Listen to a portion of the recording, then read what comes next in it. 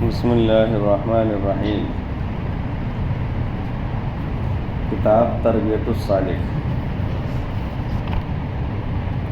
یعنی حضرت تھانوی رحمۃ اللہ علیہ کو لکھے گئے خطوط، سوالات، سلوک و تزکیہ سے متعلق ان سے لیے گئے مشورے وہ اس میں درج ہیں۔ تحلیہ بالفضائل اور تخلیہ عن الرذائل میں سے جس مرض کا احساس ہو طبیب کے مشورے سے شروع کیا جائے۔ تحلیہ بالفضائل یعنی اچھی عادتوں، اچھی خصلتوں سے آراستہ پیراستہ ہونا، مزین ہونا۔ تخلیہ عن الرذائل یعنی گندی بری عادتیں، ان سے پاک اور صاف ہو جانا۔ یہ دو الگ الگ چیزیں ہیں۔ ایک طرف اچھی عادتوں کا داخل کرنا اپنے دل میں اور اچھی صفات کو حاصل کرنا، اور دوسرے رذائل، گھٹیا صفات سے بچنا، اس سے پاک و صاف ہونا۔ ان میں سے جس مرض کا احساس ہو طبیب کے مشورے سے شروع کیا جائے۔ حال اب دل میں خلش یہ ہے کہ اس تحلیہ بالفضائل اور تخلیہ عن الرذائل کا کام کس نہج اور کس ترتیب سے شروع کیا جائے کہ الاہم فالاہم کے اصول کے مطابق ہو۔ اب اس کے لیے حضرت ہی کی خدمت بابرکت میں درخواست ہے کہ میرے لیے میری صلاحیت و استعداد ناقص کے پیش نظر کوئی طریق متعین فرمایا جائے۔ تحقیق گو بعض اکابر نے، جیسے کہ امام غزالی نے منہاج العابدین میں، اس میں کسی قدر ترتیب کی بھی رعایت فرمائی ہے، مگر ممکن ہے کہ وہ ان کے اجتہاد میں اکثری ہو، اور اس وقت تجربے سے اکثری بھی نہیں رہا، اور میرے ذوق میں تو کبھی بھی اکثری نہیں ہوا، بلکہ شریعت کے دوسرے توسعات و سہولات میں سے ایک یہ بھی ہے کہ علاج میں طبیب یا مریض کو ایسے قیود کا مقید نہیں کیا گیا، بلکہ میرے تجربے میں یہی طریقہ مسلوک رہا کہ جس وقت جس مرض کا احساس ہوا اسی وقت طبیب سے مشورہ کر لیا گیا۔ ھذا یختلف باختلاف الاحوال والرجال کما فی الطب الجسمانی، یہ لوگوں کے اپنے حالات کے مختلف ہونے کی وجہ سے اصول بھی مختلف ہو سکتا ہے، اور اس مشورے پر عمل کر کے علاج کر لیا گیا، اور اس علاج کے نافع اور مؤثر ہونے کے لیے کسی دوسرے مرض کا رہنا مانع نہیں ہوتا، اور اس مشورے پر عمل کر کے علاج کر لیا گیا، اور اس علاج کے نافع اور مؤثر ہونے کے لیے کسی دوسرے مرض کا رہنا مانع نہیں ہوتا۔ ایسا بھی ہوتا ہے بعض اوقات ظاہری جسمانی دو بیماریاں اگر ہیں تو ان میں سے اگر ایک بیماری کا علاج کیا جائے تو دوسری بیماری فائدہ نہیں ہونے دیتی، دوسری بیماری وہ حارج ہوتی ہے، تو اس کا بھی کرنا ہوتا ہے، اس کا بھی کرنا ہوتا ہے۔ یہ فرماتے ہیں کہ اس میں سلوک میں ایک علاج اگر کیا جائے تو اس میں فائدہ ہوتا ہی ہے، اگر دوسری کوئی بیماری اس کے اندر ہے تو اس کی وجہ سے اس کا فائدہ ختم یا موقوف نہیں ہو جاتا۔ پیر اچھا اور وبہذا یتمیز ھذا الطب من الطب الجسمانی، یعنی جسمانی امراض کے بنسبت باطنی امراض کے علاج میں یہ فرق ہوا، اور یہ نعمت حق تعالیٰ کی اللہم الا قلیلا واذا وقع یراعی الطبیب، یعنی بہت کم اس کے خلاف ہوتا ہے، اگر ہوتا بھی ہے تو طبیب اس کی رعایت رکھ کے علاج کرتا ہے۔ امید ہے کہ جواب ہو گیا ہوگا۔ پیر سے دعا طلبی مستحسن ہے۔ حال خادمہ اپنی اصلاح ظاہر و باطن و فلاح دارین، حسن خاتمہ اور شوہر صاحب کی اصلاح و فلاح و صحت چشم و عشق و محبت رب العالمین، فہم سلیم، توفیق عمل صالح، حج مبرور، دار وسیع، مبارک وسعت رزق حلال، مقبولین میں داخلی اور آپ کی قدم بوسی مع الفیوز و برکات نصیب ہونے کے لیے عاجزی سے درخواست دعا کرتی ہے ہوں۔ والسلام علیکم۔ یہ تو حضرت تھانوی رحمۃ اللہ علیہ کو کسی متوسلہ نے، کسی سالکہ نے، کسی خاتون نے لکھا ہے۔ خادمہ، آج اہل علم کو بھی اپنے بارے میں اس طرح کا احساس نہیں ہو پاتا۔ خادمہ اپنی اصلاح ظاہر و باطن اور فلاح دارین، دنیا اور آخرت کی کامیابی کامرانی کے لیے، اور حسن خاتمہ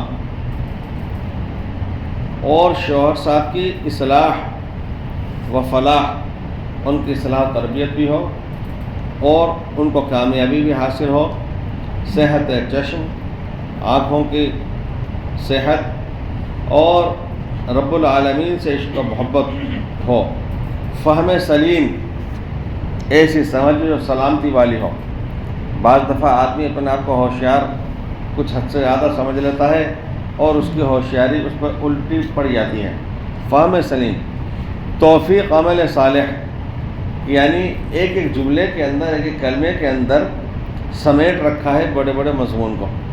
عمل صالح کی توفیق ہو، حج بھی وہ جو مبرور ہو، مقبول ہو، و اللہ تعالیٰ کشادہ گھر عطا فرما دے اور رزق حلال وسعت کے ساتھ عطا فرما دے اور اپنے مقبول بندوں میں داخل فرما لے، یہ سب دعاؤں کی درخواست کی ہے۔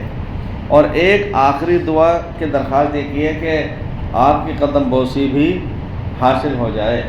آپ کے یہاں حاضری، قدم بوسی کا لفظ ترجمہ تو پیروں کا چومنا ہے، مراد ادب احترام کا لفظ ہے، مراد یہ ہوتا ہے کہ آپ کی خدمت میں عقیدت کے ساتھ حاضری ہو جائے۔ تحقیق، باستثناء دعائے اخیر سب مقاصد کے لیے دعا کرتا ہوں۔ حضرت تھانوی لکھ رہے ہیں کہ جتنی دعائیں آپ نے کہی ہیں وہ سب کرتا ہوں سوائے آخری کے، قدم بوسی کے جو لفظ بول دیا۔ اخیر محتمل خیر اور شر دونوں کا ہے، اس لیے یہ دعا خلاف ادب ہے۔ باب دوم اخلاق حمیدہ کے بیان میں امراض روحانی کا علاج۔ حال، یہ تو امراض جسمانی کی حالت ہے، یعنی اس سے پہلے ان صاحب نے حضرت تھانوی رحمۃ اللہ علیہ کو اپنے جسمانی بدنی امراض، بیماریاں وغیرہ لکھی ہوں گی۔ یہ تو امراض جسمانی کی حالت ہے، رہے امراض روحانی، ان کی حالت امراض جسمانی سے بھی بدتر ہے۔ امراض جسمانی کا اہتمام تو ہے، امراض روحانی کے متعلق یہ بھی نہیں۔ اگر اسی حالت میں خاتمہ ہو گیا تو خسر الدنیا والآخرہ۔ مجھے آپ کی دعا اور توجہ کی سخت ضرورت ہے۔ جس وقت یاد آ جاوے میرے لیے دعا فرما دیا کیجیے۔ جب میں اپنی حالت پر غور کرتا ہوں تو خوب روتا ہوں، مگر کیا نتیجہ؟ ایک پارہ قرآن شریف کا پڑھ لیتا ہوں اور 1200 مرتبہ لا الہ الا اللہ 2 مختلف جلسوں میں عامیانہ طور پر پورا کر لیتا ہوں۔ ہر نماز کے ساتھ ایک قضا نماز پڑھتا ہوں۔ مغرب کے بعد 4 نفلیں زائد پڑھ لیتا ہوں تاکہ 2 رکعت سنت موقدہ اور 4 ملا کر کے ابوابین کا ثواب ہو جائے۔ عشاء کے بعد 4 نفلیں بنیت تہجد پڑھ لیتا ہوں۔ اس وقت کل یہ معمول ہے، اطلاعاً معروض ہے۔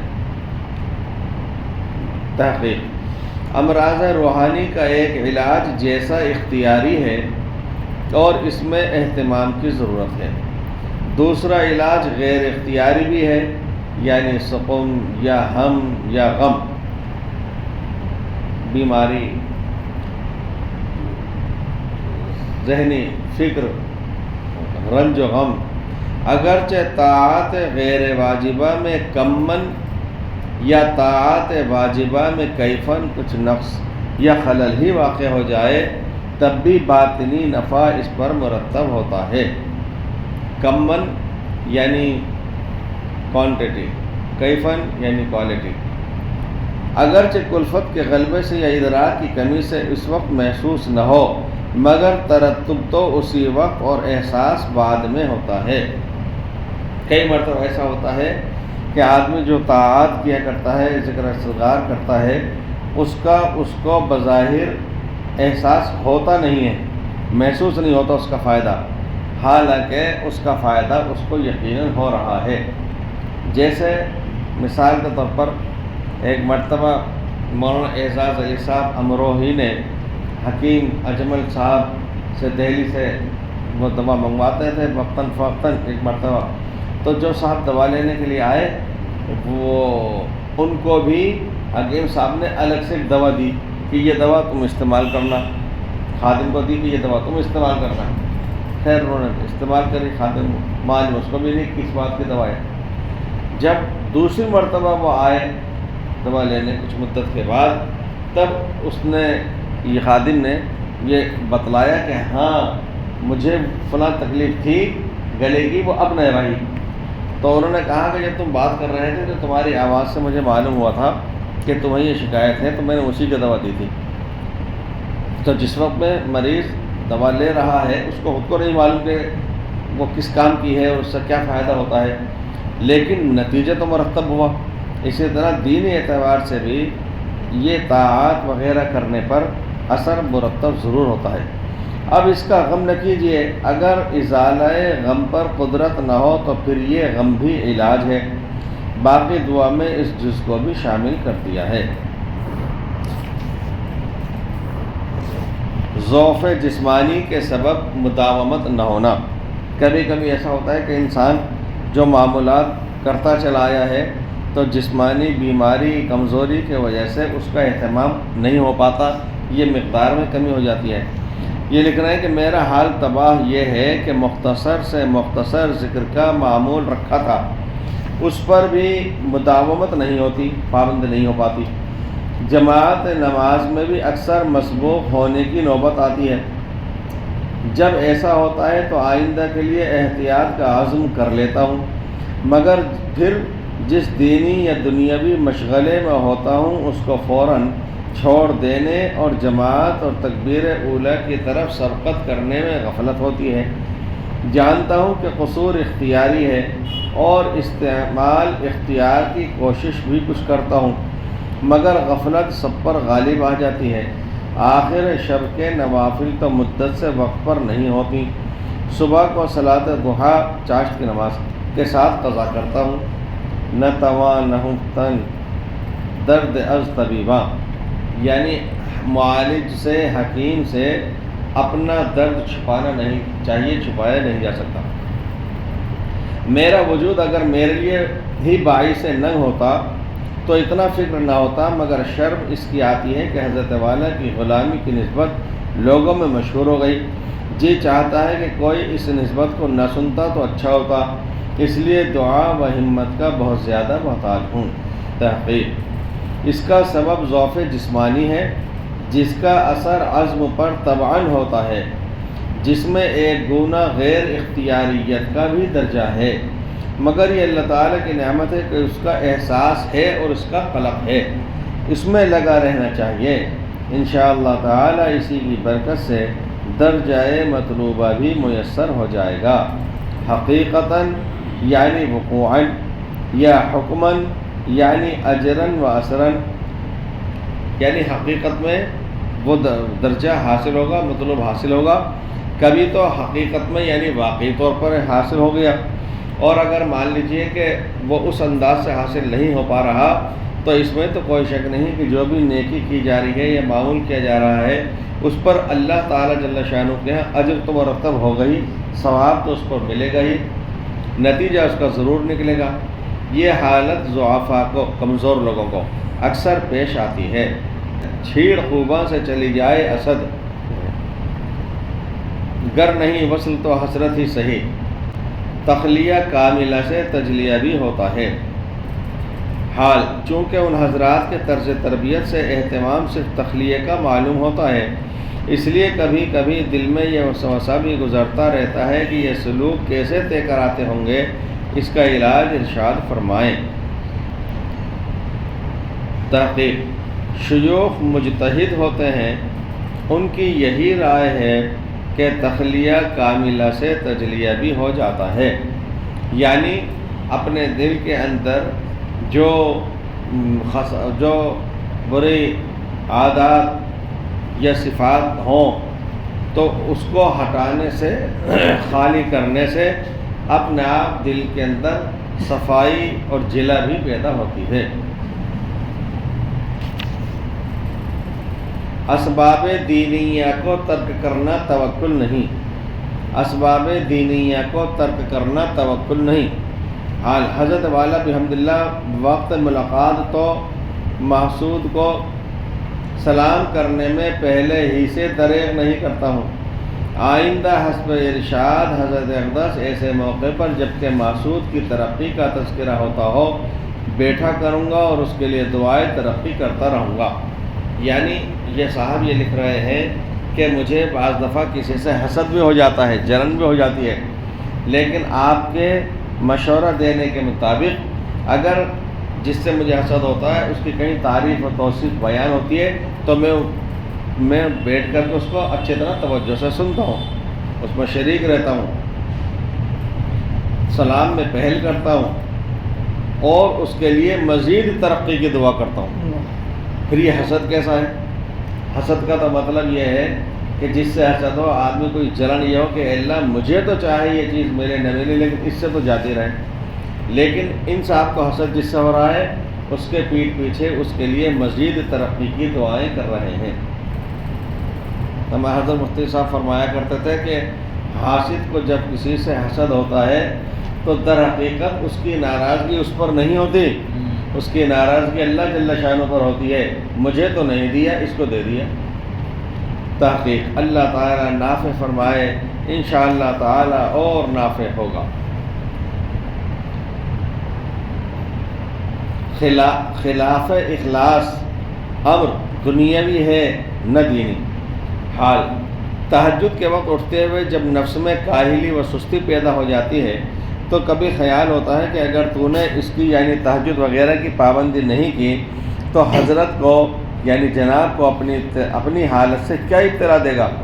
اس خیال سے اٹھتا ہوں اور پڑھتا ہوں، بلکہ اکثر اعمال و مستحبات کی پابندی کے وقت یہ بات دل میں آ جاتی ہے تو کیا اس سے عمل کا اخلاص تو باطل نہیں ہوتا اور آئندہ کے لیے ضرر رساں تو نہیں؟ تحقیق نہیں، کیونکہ خلاف اخلاص جب ہوتا کہ محرک امر دنیاوی ہوتا، یہاں تو محرک امر دینی ہے، کیونکہ مجھ سے تعلق دین ہی کے لیے ہے تو تعلق فی اللہ والے کی رضا کا قصد اللہ تعالی ہی کی رضا کا قصد ہے اور وہ عین اخلاص ہے۔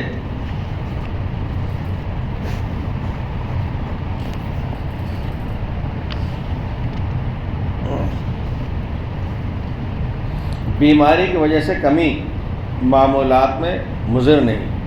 حال میں بہت بیمار ہوں، ابھی تک بحمداللہ معمول چھوٹتا نہیں ہے، بعض دن نیند کے غلبے یا بیماری کی وجہ سے ناغہ ہو جاتا ہے، اس دن ملال ہوتا ہے اور ہر وقت یہ معلوم ہوتا ہے کہ میں بھوکی ہوں، دن میں جب پورا کر لیتے ہوں تو تسلی ہوتی ہے۔ یہ تو خواتین کے حالات ہیں کہ جن کو اپنے بارے میں اتنی فکر ہے۔ تحقیق مبارک حالت ہے۔ حال لکھنؤ بغرض علاج آئی ہوئی ہوں، حکیم صاحب زیادہ سونے کی رائے دیتے ہیں جس سے معمول میں کمی ہوگی، اب حضرت جیسا ارشاد فرمائیں۔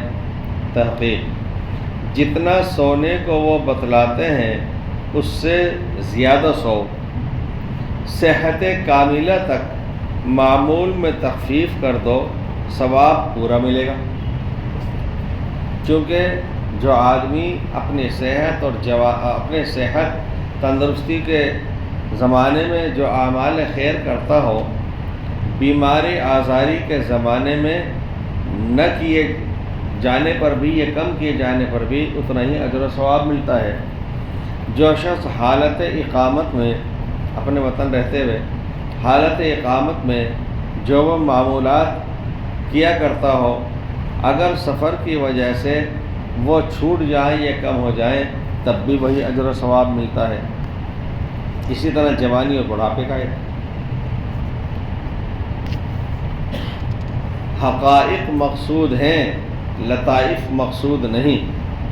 حال واپسی خدمت کے بعد بڑا انقلاب جس سے میں سخت گھبرا گیا ہوں یہ ہے کہ ذوق، شوق، جوش، رقت اور خشوع غائب ہو گیا۔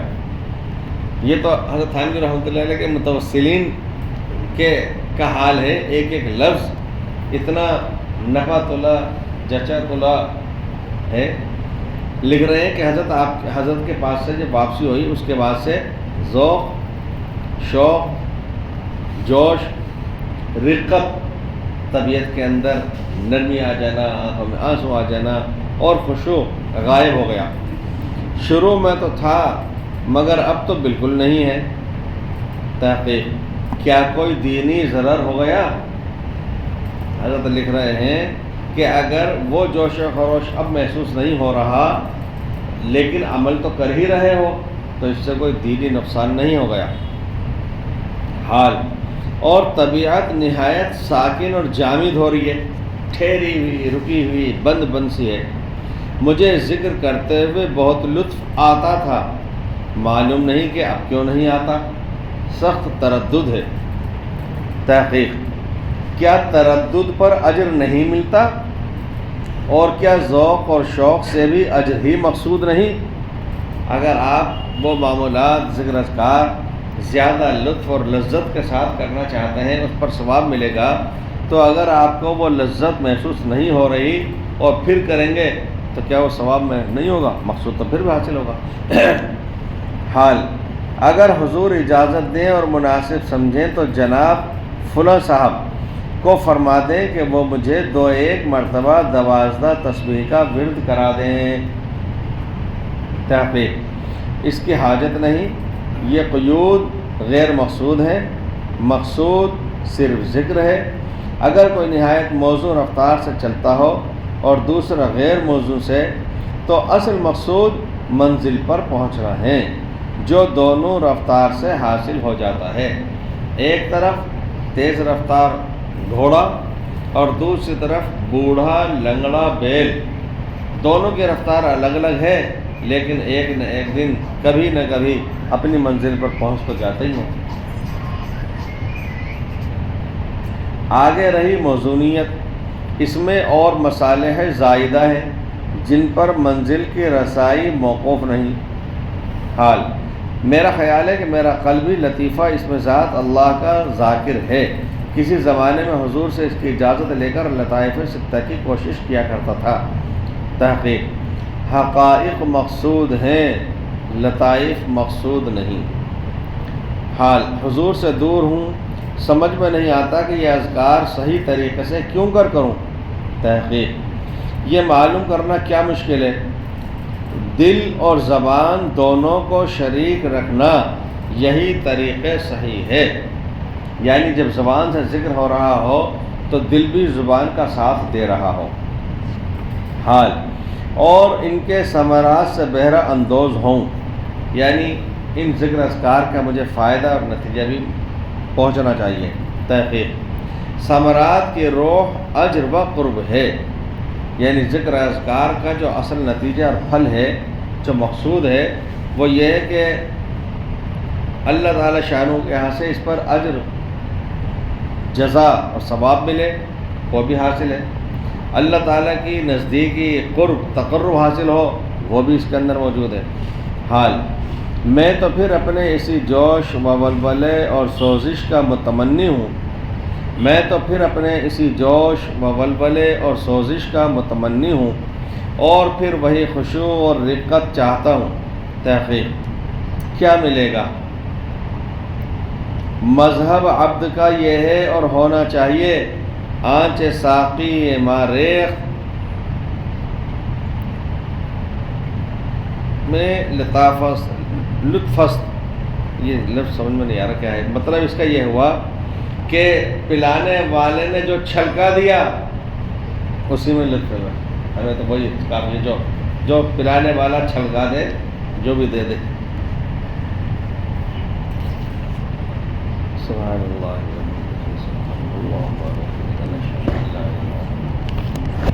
نستغفرک ونتوب الیک.